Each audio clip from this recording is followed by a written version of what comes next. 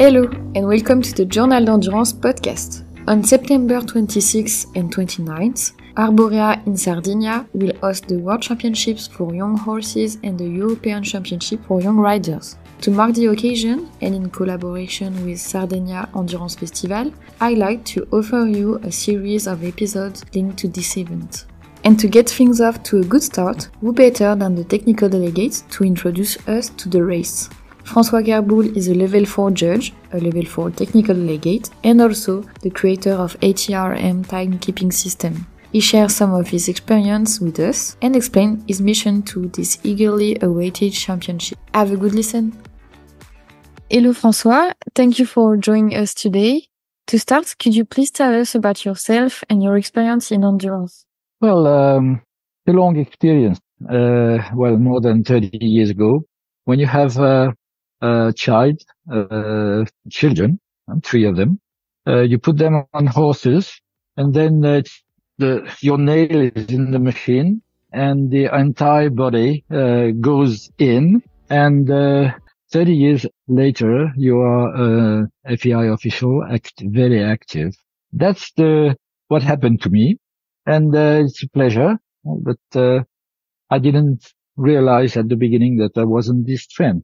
So, that's the way it is. And you also create a timekeeping system? Yes, but that was the same way of thinking. You know, in life, you have, considering a situation, you have only 3 possibilities. Let's take a road, the example of the road. You are satisfied with the road, you're happy, you drive on it. There's traffic jam, you've got a possibility to choose to go on another way. And the third possibility is to start modifying the road, the first one. That's what I did. I was not satisfied about what timekeeping meant in endurance with wristwatches and several lines, everything done by hand, etc.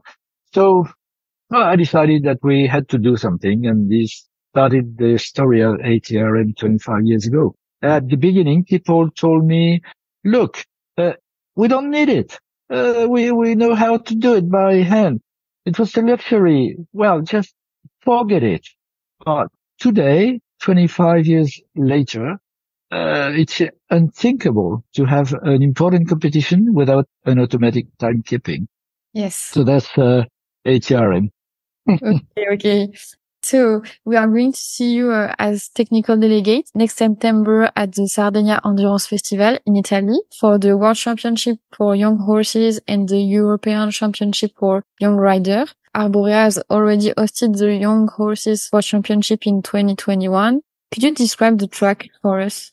Yes, well, first it is situated in southwest of Arborea. The venue is included in the resort, which will have the 50th anniversary. It was built 15 years ago. It's a beautiful place with, they receive every year 1,000 guests, which means that it is a huge place, in a beautiful garden. Well, we've got the place to do everything correctly, including an amphitheater for the prize giving ceremony, etc. All the tracks start from here. It's a very sensitive place because it's fully dedicated to breeding and agricultural matters.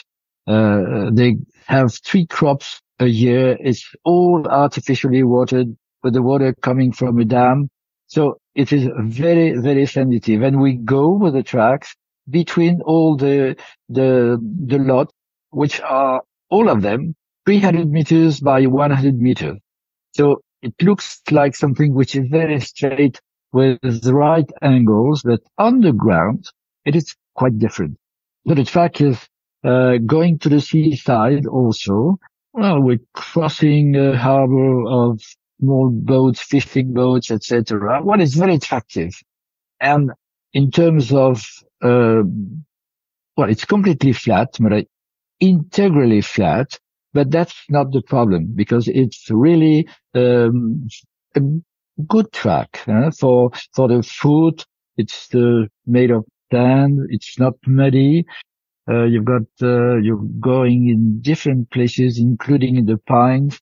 So, well, I took pleasure to visit this, and I think that, well, I hope that all the riders will enjoy.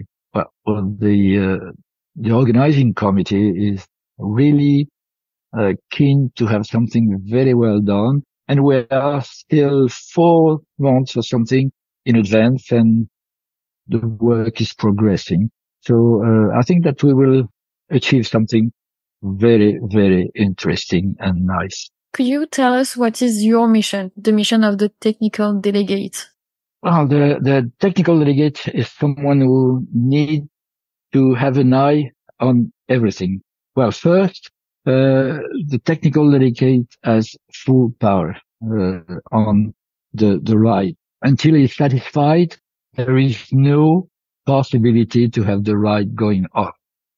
Well, for the moment, well, let's say it's a different part. My own checklist contains 1,200 lines, which means quite a lot of things.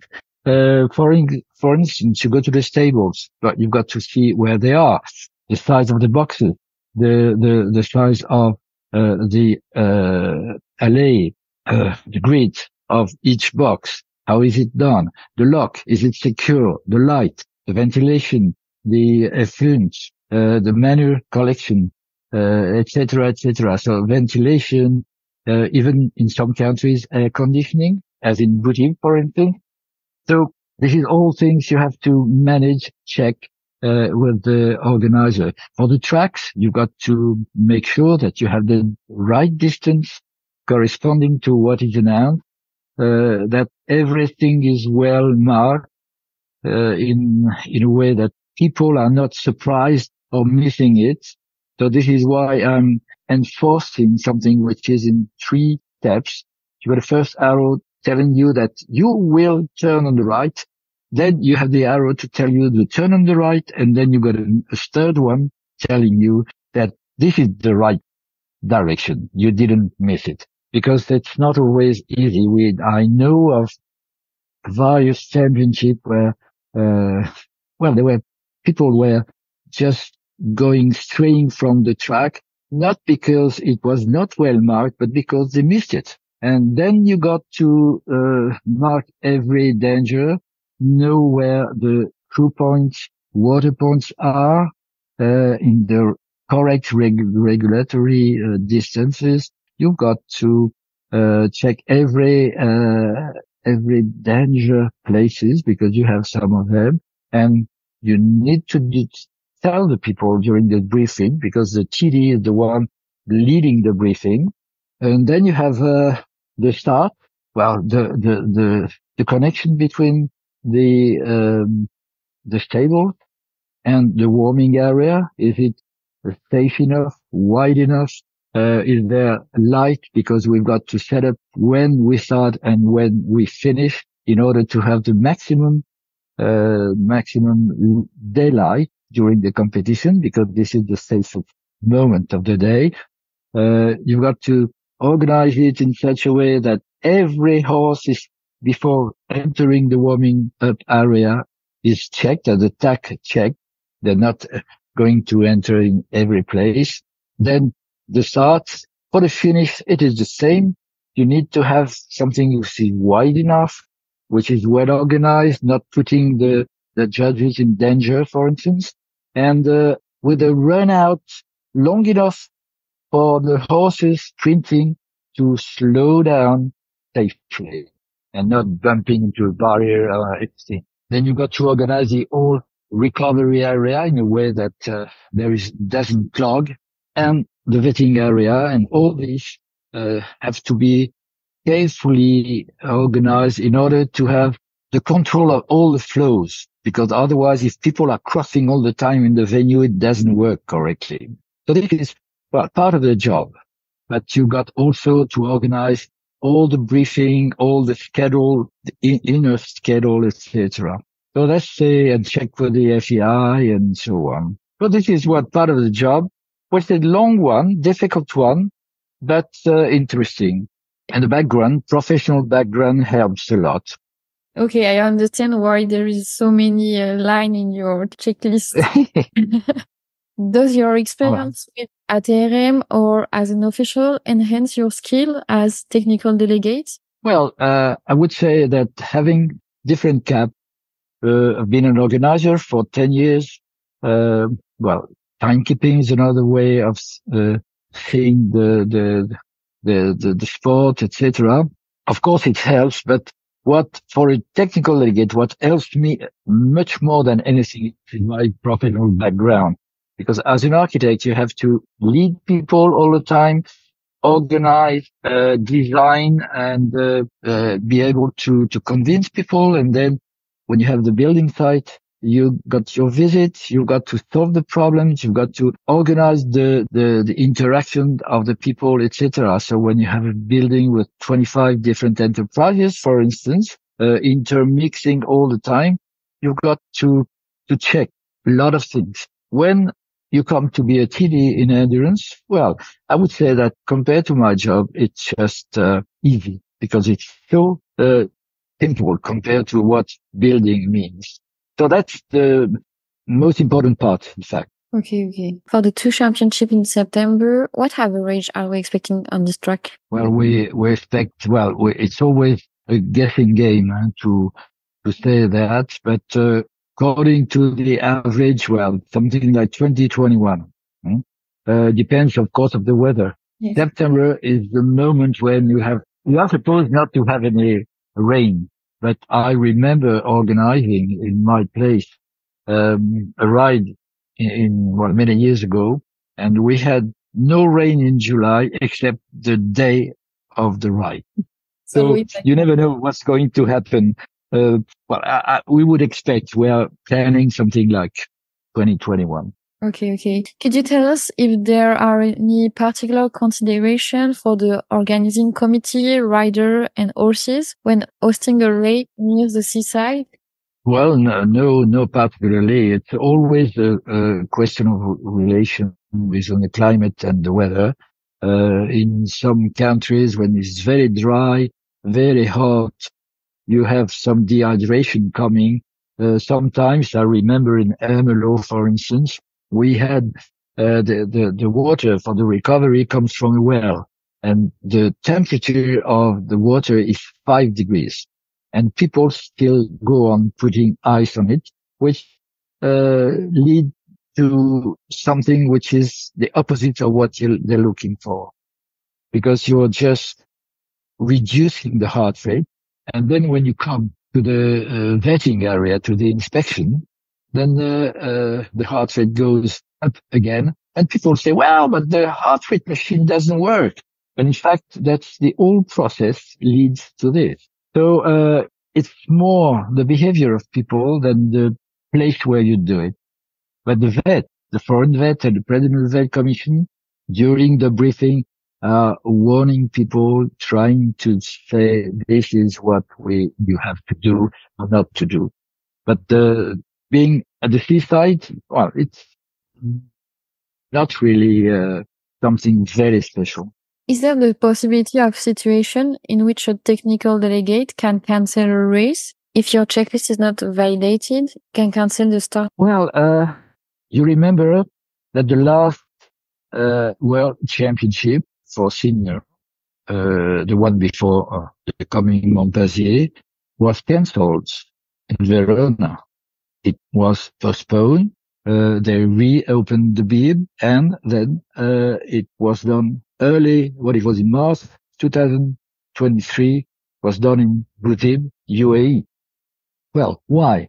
Because there were really a lot of problems, and the technical delegate went there 6 times, and it was absolutely impossible to make it. It would have been certainly a disaster. So the FEI, the board of the FEI decided, with all the elements, including the reports of the TD, to cancel the competition and to reopen the bid to get another place. So this is a very important job because it's very rare, but it happens. Okay. Well, this time, I must say that with this organizing committee, we're just working hand in hand. And the job of the technical delegate is not strictly to control. It is to help, to guide, sometimes to lead, and in order to achieve together a good competition, a fantastic championship. And we are on the way to do it in Arborea. And I'm pretty sure it will be great. In which country you traveled for endurance as an official or for ATRM?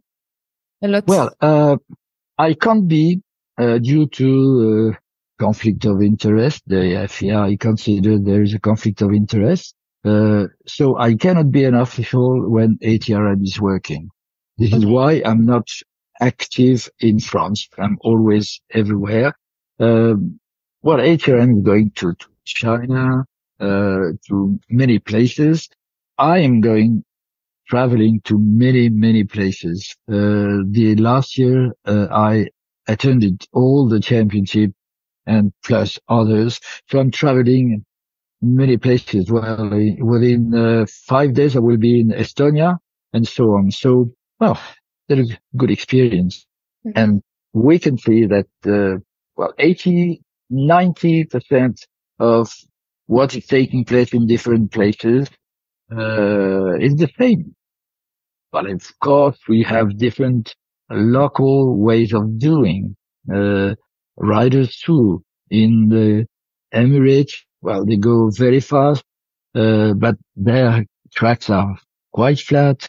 In other places like Florac, well, you can't do this because it's in the mountain. In places like Argentina in August, it's almost freezing. So that's all different things. It's different from jumping, which has always the same little square, almost the same everywhere in the world. This is the difficulty of endurance. I think this is what makes this sport rich as well. Of all the races you have experienced, which one stands out as your favorite? Well, I've got no favorite, because, well, every ride since 30 years brings you something totally unthinkable and unheard. Unexpected anyway. So, no, I've got some, what remains is, when you had almost a disaster, because this is something, when the railway strays from the tracks, you have a big title in the newspapers, but, not when they come at the right time. So this is what I keep in my mind. The worst one was probably, the worst experience, one of the worst was, on a ride, very, very bad weather and, ill-minded people, removing all the markers. It was in a forest, protected forest, and they even locked the barriers with new padlocks because it didn't want to hear about endurance. So on the second loop, after 20 minutes, all the 60 riders came back on a reverse way because they couldn't go anywhere. And even the one opening the track, was lost. So when you see them coming back, that's the worst thing that you can imagine. Yes.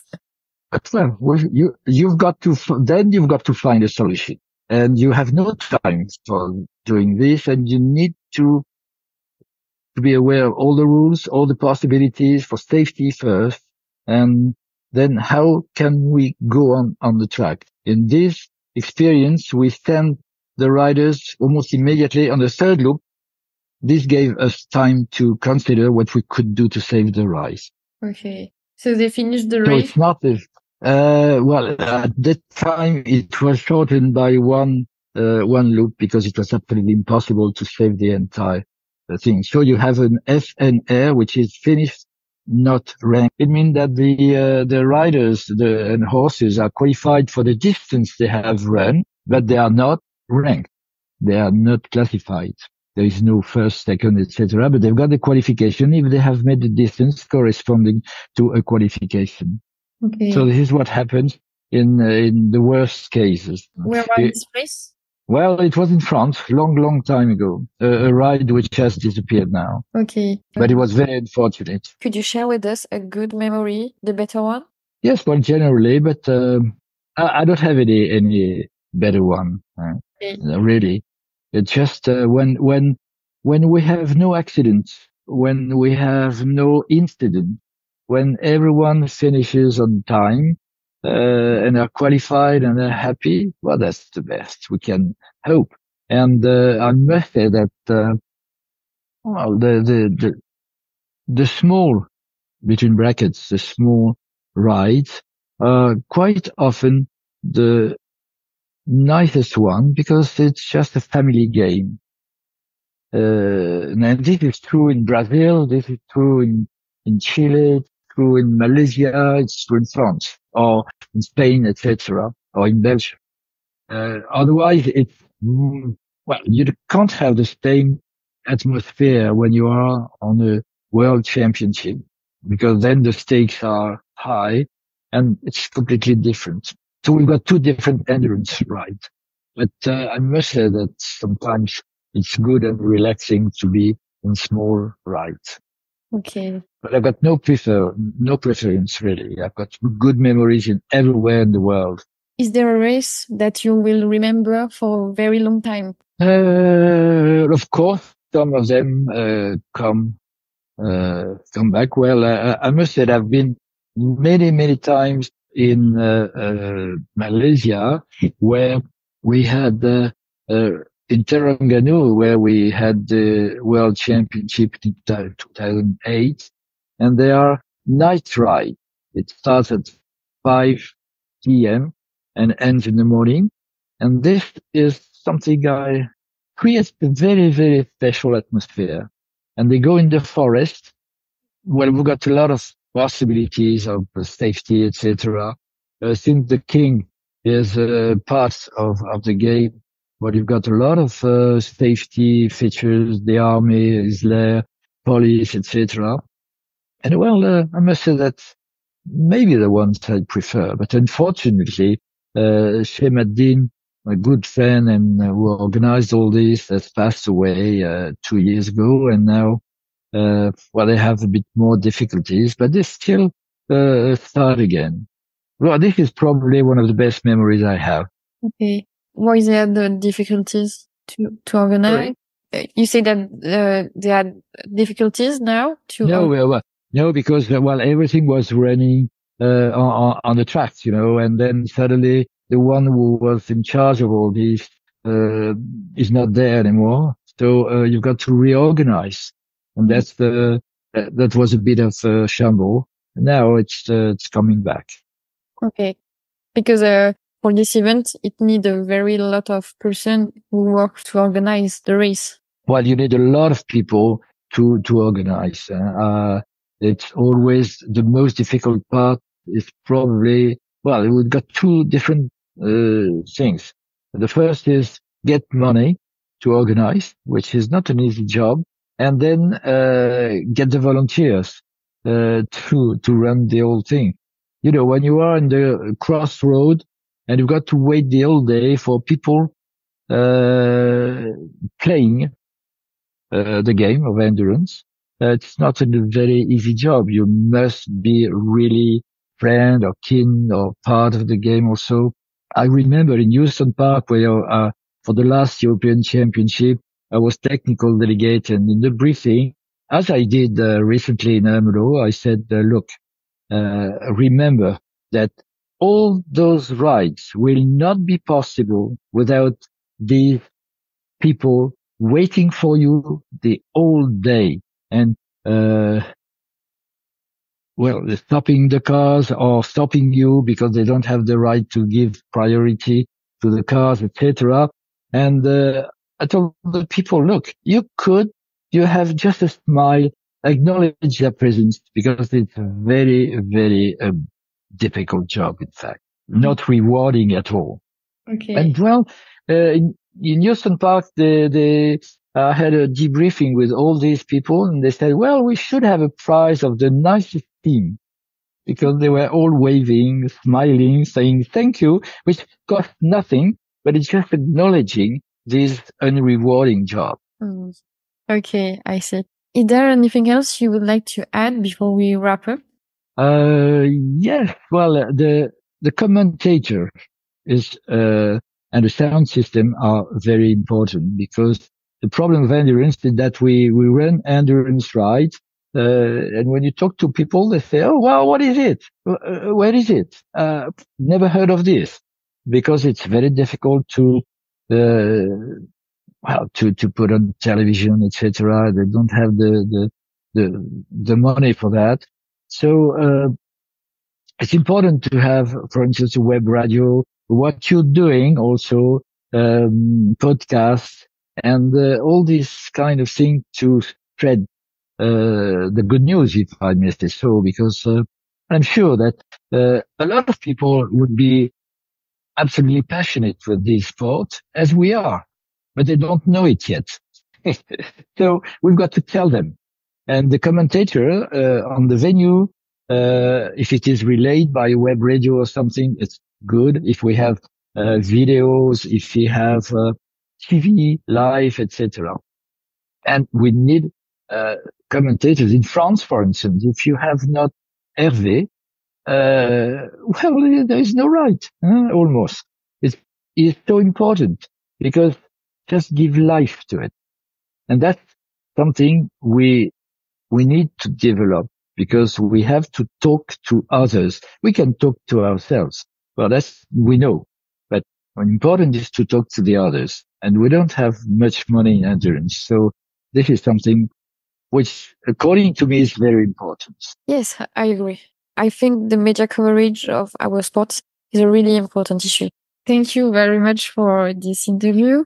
We look forward to seeing you at the Sardegna Endurance Festival in September. Yes, we will. I hope we will have, I don't hope, I'm sure that we will have a beautiful championship, European championship and world championship, because the organizing committee has the will and the capacity to do it. And I'm here as a technical delegate to help them, to guide them eventually. That's all. But they do the job, and I know that this job is quite difficult, and more difficult when it is a championship. So let's hope for the best, and see you in September. I must add something also to the riders and to the teams and to the federations, that it is not difficult to reach Arborea. It's in an island, but that's very simple. You go from the mainland, from many places. You can have the boat, the ferry, and the organizer has reached the agreement with the 40% discount, which means that it is not very expensive. You go on the website, which will be displayed in a few days, and then you have all the information. But come. Okay. That's what I've got to say. So there is really no reason not to come to the island, either to ride or to admire these championships. Thank you very much. Thank you. Thank you too. This first episode is finished, and I hope you've learned about the importance of the technical delegate. As you can imagine, we are looking forward to seeing you in September at Arborea. See you soon!